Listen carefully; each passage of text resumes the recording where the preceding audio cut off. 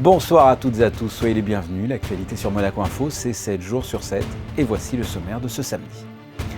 Il y avait la fête des mers il y a quelques semaines et ce samedi, le Yacht Club de Monaco a organisé la fête de la mer. Ce n'est pas la même chose et ça ne s'écrit pas pareil. Nous reviendrons dans cette édition sur cette manifestation rafraîchissante. Nous parlerons d'un passionné des océans, le prince Albert Ier. Vous pourrez retrouver dimanche à 21h sur notre chaîne le documentaire Un combat pour la paix à l'occasion de la date anniversaire de sa disparition, le 26 juin 1922. Un documentaire qui traite non pas du prince scientifique ou explorateur, mais du prince pacificateur qui a tout fait en vain pour éviter la Première Guerre mondiale. Nous serons pour discuter de cela avec Thomas Fouilleron. Les élèves de l'Académie Princesse Grace ont présenté leur gala de fin d'année à l'Opéra Garnier, une façon de conclure l'année scolaire en beauté. Et enfin, nous vous proposons un focus info sur l'anniversaire de la Maison de Vie à Carpentras, un lieu voulu et pensé par la princesse Stéphanie, une maison qui accueille des personnes atteintes du VIH et qui ont besoin de se ressourcer. Mais avant de développer ces titres, débutons par un point info avec vous, Frédéric Elion. Bonsoir. En football, premier match de la saison pour l'AS Monaco ce matin.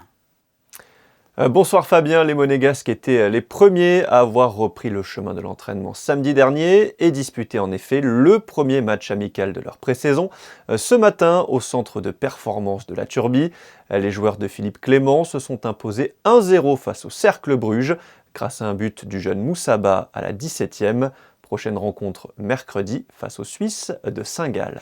Et en basket, grand rendez-vous pour la Roca Team ce soir. Avec le match 5 des finales de Betclic Elite à Villeurbanne, la donne est simple Fabien. L'équipe qui remportera cette rencontre sera sacrée championne de France.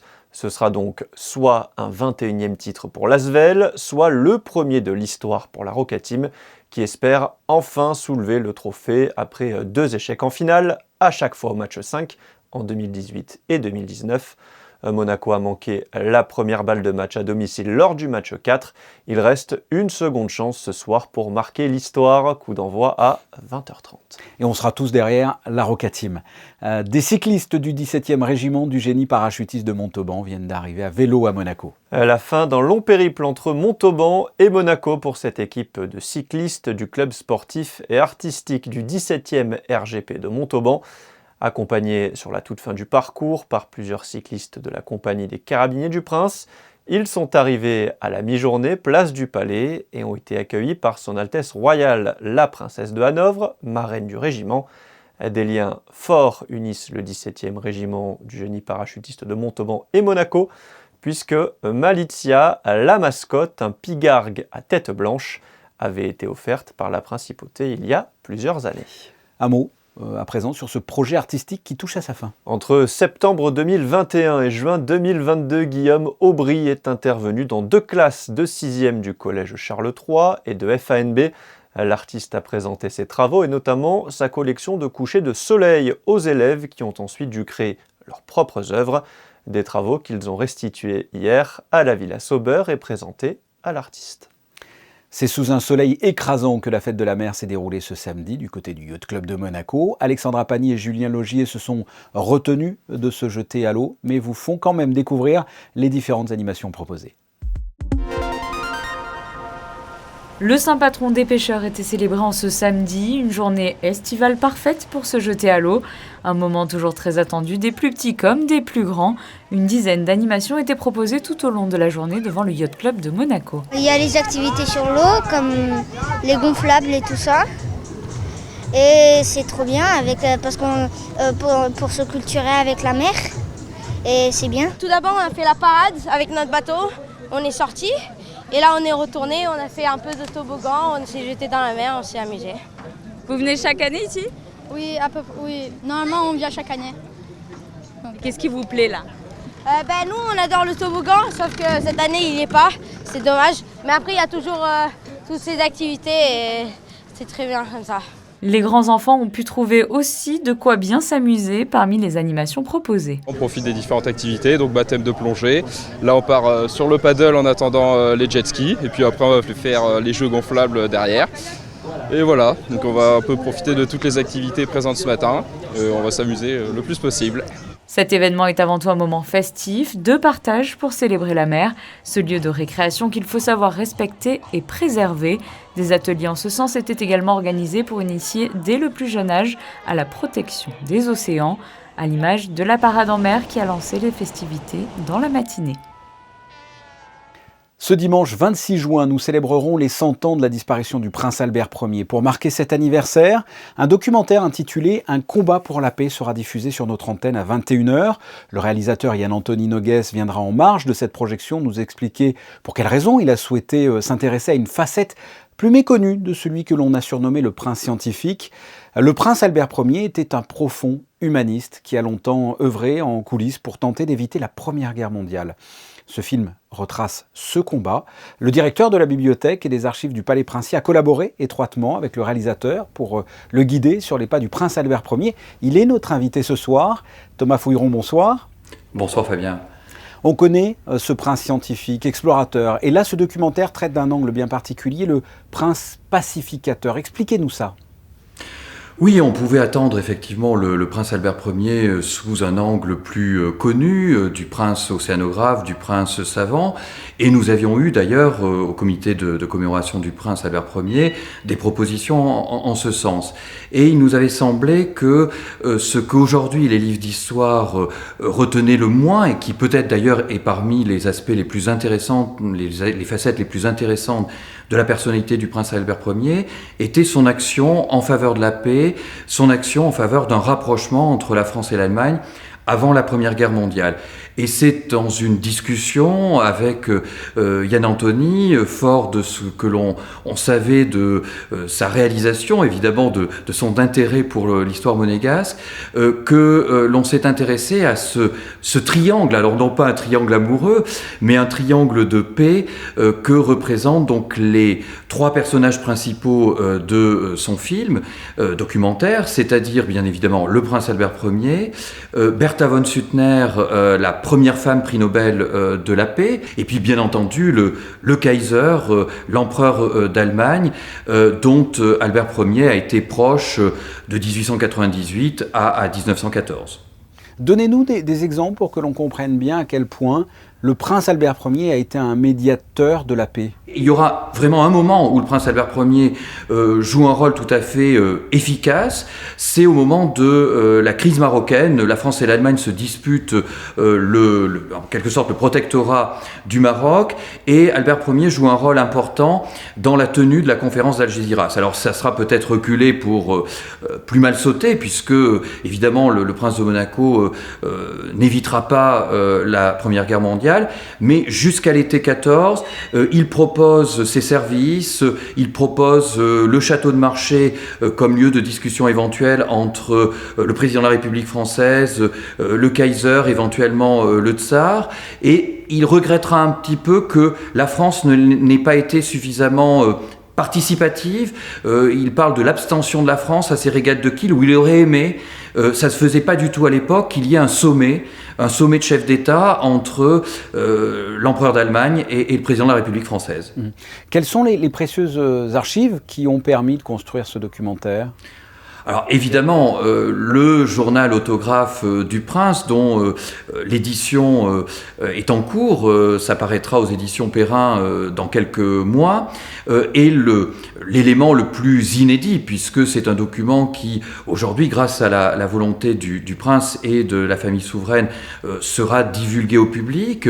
Et sur la longue durée, finalement, ce documentaire de Yann-Anthony Noguès livre de nombreux extraits de ce journal, qui sera aussi dans quelques jours le fil directeur narratif de la ciné-conférence que nous préparons avec l'Institut audiovisuel de Monaco pour le 9 juillet dans la cour d'honneur du Palais. Est-ce qu'il reste encore d'autres faces cachées du prince Albert Ier qui restent à découvrir ? La personnalité étant tellement variée que le prince Albert Ier, c'est un petit peu comme un iceberg. Il y a autant de parties, sinon plus, qui est immergé qu'émergé.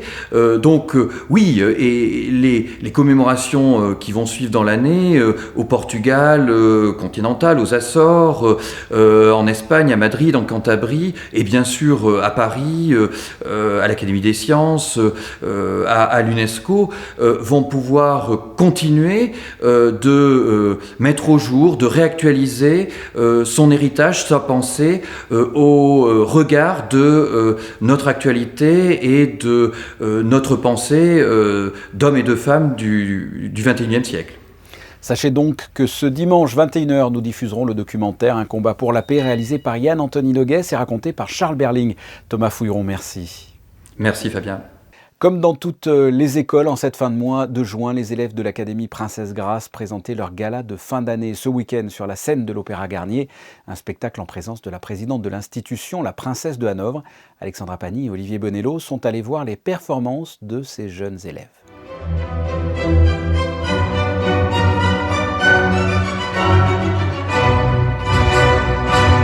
Monter sur scène et présenter son travail au public, cet exercice deviendra bientôt leur quotidien. Ils sont 8 élèves cette année à sortir diplômés de l'Académie Princesse Grace et tous ont obtenu un contrat professionnel pour la saison prochaine.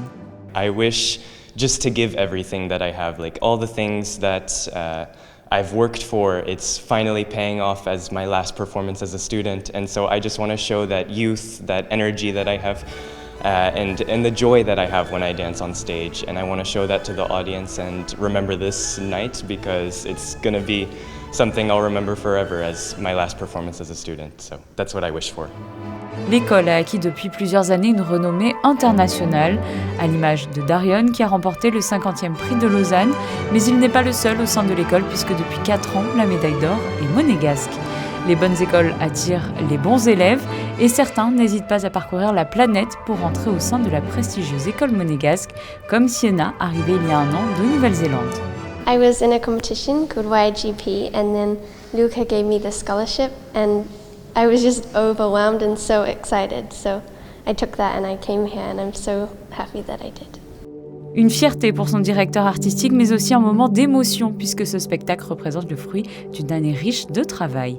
C'est un moment aussi un petit peu de nostalgique. On voit, surtout aujourd'hui, j'ai voulu faire un petit hommage aux diplômés, montrer comme ils étaient la première fois que je les ai vus et comment ils sont devenus aujourd'hui. 8 élèves qui se diplôment et qui montrent un petit peu ce qu'ils sont devenus. Et naturellement, tous les autres élèves que le public monégasque n'a pas encore vraiment vus pour la première fois sur scène avec des différentes chorégraphies. De nouvelles étoiles sont nées et un spectacle qui restera longtemps gravé dans leur mémoire.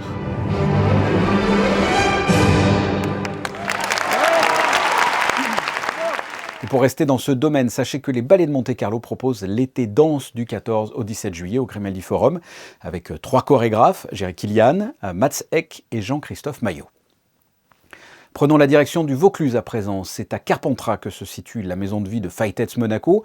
En milieu de semaine, l'établissement unique en Europe a célébré son anniversaire. Quelles sont ses activités? Quels en sont ses résidents? La réponse dans ce Focus Info réalisé sur place par Christina Tomel et Lionel Bernardi. Créée par la princesse Stéphanie en 2010, la maison de vie de Carpentras vient de fêter ses 12 ans. Séjourner dans ce lieu hors du temps est une sorte de parenthèse enchantée pour les résidents atteints du VIH. Une bulle d'oxygène où il fait bon vivre. En 12 ans, ce sont plus de 1400 personnes qui ont été accueillies par l'équipe accompagnante qui œuvre tous les jours pour insuffler une bonne énergie à leurs résidents et pour les soutenir au mieux dans leur combat. Une vraie réussite collective, mais la clé d'un tel succès réside surtout dans la persévérance sans faille de la princesse Stéphanie. Aujourd'hui, on est reconnu, j'allais dire en France entière, comme un lieu utile, nécessaire, indispensable pour les personnes VIH pour se sentir mieux et améliorer leur qualité de vie. Il y a vraiment cette idée de bouffer d'air, de faire un break à un moment donné dans son quotidien. Il y a aussi cette idée de sortir pour certains de l'isolement, de couper avec soi aussi des fois un environnement toxique qu'on peut accompagner et donner pas mal de pistes. Alors au-delà du cocon, c'est vrai qu'ici ils viennent, ils se font dorloter, on prend soin d'eux. Évidemment, c'est vraiment un lieu de répit et de plus en plus du répit, du ressourcement, on va aussi sur un parcours prévention santé, c'est-à-dire comment améliorer leur bien-être et leur qualité de vie, mais aussi au sortir de la maison de vie. Moi, j'ai caché ma maladie toute ma vie. J'ai été contaminée en 1988. À l'époque, c'était pire qu'aujourd'hui, puisqu'on avait un diagnostic de mort, ce qu'on n'a pas aujourd'hui, puisqu'on est contrôlé par les traitements. En fait, c'est comme si je posais ma valise VIH à l'entrée, voilà. Par contre, je la reprends quand je rentre chez moi. Un bagage certes toujours bien rempli, mais plus allégé. Un séjour à la maison de vie dure 2 semaines en moyenne et peut accueillir 8 à 15 personnes. L'objectif, préserver l'esprit familial et offrir un cadre de vie apaisant. C'est un travail collectif de réflexion par rapport aux besoins des personnes VIH, de ce qu'elles pouvaient attendre. Ici, c'est un petit cocon où on se repose, certes, mais pas seulement se reposer, où on se reconstruit. Et on se reconstruit sur ses forces positives, et pour être plus serein, pour aborder la vie de tous les jours. La première fois, c'était l'émerveillement, parce que bon, j'allais pas bien. Bon, c'était la vie personnelle. Et arrivé ici, c'était une grande découverte, quoi. Des gens vraiment bienveillants, voilà. Et j'ai trouvé un peu de sérénité. Moi, ça fait, je pense, 35 ans. Donc, on a connu la ZT, après tout un tas de traitements différents. Donc, l'arrivée en 97 des trithérapies, des quadrithérapies, ça a tout changé, bien sûr. Parce qu'avant, c'était apprendre presque à mourir dans les années 80. Et après, il a fallu apprendre à revivre. Là, il s'agit de personnes qui ne s'étaient pas imaginées vieillir avec le VIH ou ne s'étaient pas interrogées de qu'est-ce que serait ma qualité de vie une fois passé 60 ans. Et en effet, je remarque, moi, ça va faire bientôt 9 ans que je travaille ici. Il y a 9 ans, j'étais plutôt sur une tranche d'âge 45-55 ans. Je peux dire que maintenant, on est vraiment sur des 55, 65, 68. On a même notre doyenne qui est 83 ans, qui est encore venu récemment pour son 6e séjour, qui reprend toujours et qui repart renforcé. Et en plus des séjours seniors et découvertes, la maison de vie propose également des séjours créatifs avec au programme chorale et chant, mais aussi des séjours axés sur le sport, la nutrition et le bien-être, afin de permettre aux résidents d'établir un programme qu'ils pourront suivre dans leur vie de tous les jours. Les femmes également sont à l'honneur avec leur propre séjour intitulé « Féminin en soi », car le VIH peut perturber l'image féminine que les femmes peuvent avoir d'elles-mêmes. Des séjours à thème donc qui proposent de nombreuses activités. En plus des 9 accompagnants de la maison de vie, une vingtaine d'intervenants animent différents ateliers, comme l'atelier écriture Échappée belle, qui a su séduire de nombreux résidents. L'important dans cet atelier, c'est qu'ils écrivent et après chacun se lie au groupe. Donc il y a une espèce aussi de découverte des uns des autres, à travers les mots, à travers les histoires, à travers les imaginaires, avec toujours beaucoup de respect et avec parfois beaucoup d'étonnement de savoir qu'ils sont capables d'être des auteurs. Et si la princesse Stéphanie se bat depuis de nombreuses années pour faire la lumière sur cette terrible maladie, la relève est d'ores et déjà assurée. Depuis que je me suis enfin réinstallé sur Monaco, que je me suis posé avec ma femme, depuis j'essaye de m'investir le plus possible pour Fight Aids Monaco via divers projets, notamment la vente aux enchères du doggy qui a rapporté une bonne somme pour la maison de vie, et aussi via l'organisation de la Fight Aids Cup. On a fait 2 éditions déjà. Et voilà, c'est mes petites touches à l'édifice que j'essaie d'apporter pour aider ma mère et pour la soutenir dans son combat. Et c'est en musique et dans la bonne humeur que les résidents, les accompagnants et les personnes qui soutiennent cette maison de vie ont soufflé les 12 bougies. Et nous clôturons ce reportage à Carpentras avec les mots de Thierry. Merci à la princesse Stéphanie qui, sans faire de bruit, a rendu ce lieu possible. C'est l'heure de consulter vos prévisions météo. Quelle est la tendance pour dimanche, Frédéric ? Grand beau temps Fabien, notamment en raison du vent qui soufflera toute la journée et balayera les quelques nuages présents en début de journée. Il fera 21 degrés le matin et 31 l'après-midi. Pour ceux qui iront se baigner à la plage, l'eau sera à 23. Dimanche 26 juin, nous fêterons les Anthelmes. Ah, un prénom que je ne connaissais pas. Vous l'avez vu en vidéo dans cette édition et vous allez la voir en photo. C'était la fête de la mer ce samedi sur le port Hercule. Ce sont des clichés pris par Manuel Vitali. Ce journal est terminé. On se retrouve demain 20h. La suite de vos programmes sur Monaco Info. À très bientôt. Au revoir.